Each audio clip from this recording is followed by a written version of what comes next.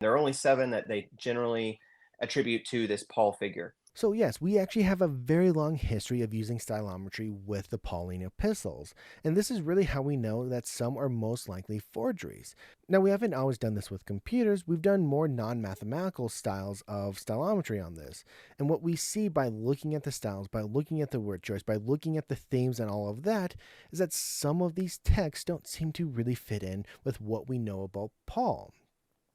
Now, over time, we have done a variety of tests using computers. That was one of the first tests that were done in the 1960s when we actually look at the pioneers of computational stylometry.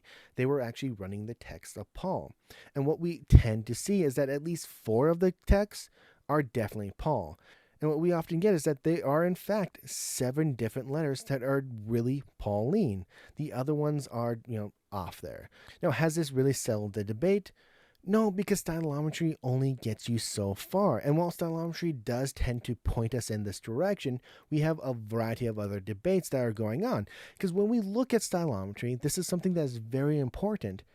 We have other noise that can be entered into this. So, genre is one of those noises that actually enter into this and really kind of cause us issues because genre will often overpower authorship. We also have other things like themes. Sometimes we have whether or not it's a formal letter or a formal writing or is this something between friends. We have information that's shared between groups. So if you have a group that you're talking to a lot, your language is going to change as opposed to if you're only talking to them once because you have a lot more introductionary type of ideas that you have to put forth.